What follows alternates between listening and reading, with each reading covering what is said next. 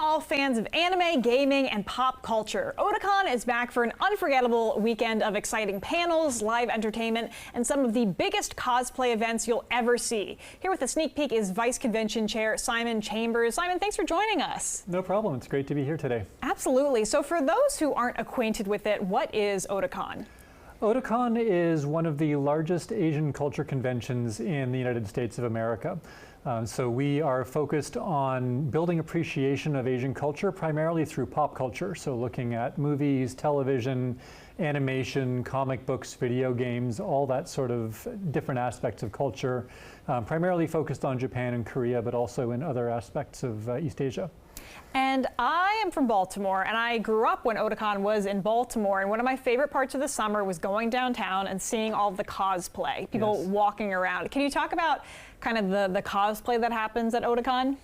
It's hard to avoid the cosplay when you're coming to a convention because there are so many people who love to show their appreciation for their favorite movie characters or video game characters by dressing up in costume as those people and then usually posing for photographs and taking on that persona. So they have poses that will be from the video game or the TV show or that sort of thing. And often they will form instant connections with other people who are dressed as characters from the same series. So you'll hear somebody dressed up as a Pokemon character and they see somebody else across the hall and they'll just shout out that character's name and those two people will have an instant connection because of that fandom, and they express that through the amazing costumes that they put together.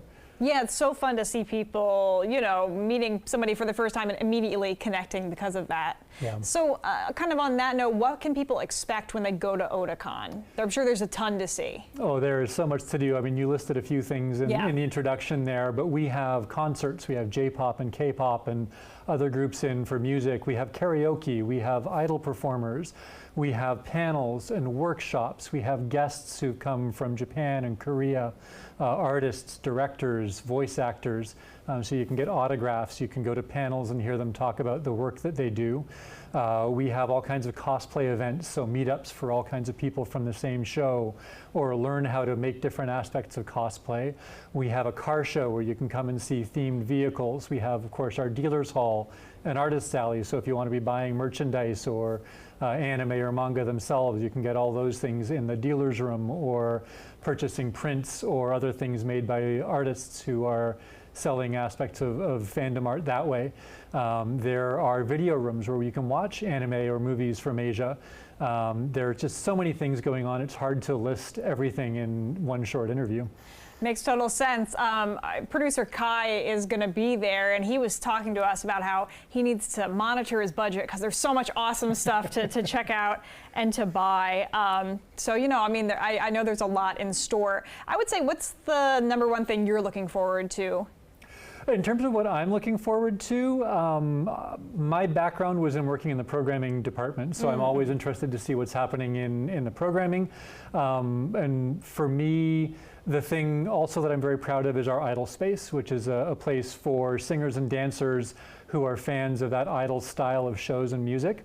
And so watching that department grow over the last number of years to the point where we now have 3 idol festivals within Otakon has been really great, and watching our idols come and perform.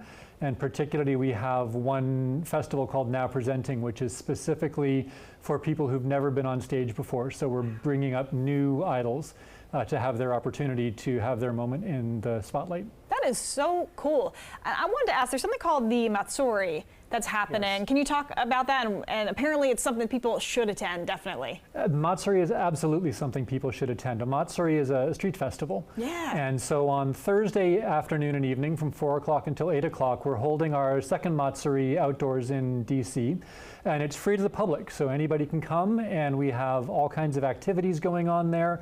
There are carnival games, there are arts and crafts areas, there's sidewalk chalk, there's cotton candy, we have a whole bunch of industry partners who will be there, and we also have a main stage where we'll have performances going all afternoon, ranging from dancing to singing to a rokago storyteller, which is a style of Japanese storytelling, and so we've got a storyteller who'll be coming and showing some of that aspect of Japanese culture as well in the Matsuri, and all of it is free, so anybody can come by. As we say, if it's free, it's for me. So this weekend, thank you so much for joining us. Are tickets still available for Otakon? Can people? Tickets are absolutely still available. Yep, you can go to the website at otakon.com. There are weekend passes, weekend memberships available at $105. Children 8 and under are able to get in for free. They do have to bring an adult with them. And then there's a youth rate of $50, and there are also trial memberships for one day. If you can only come Saturday, for example, you can buy a membership for Saturday only and come then.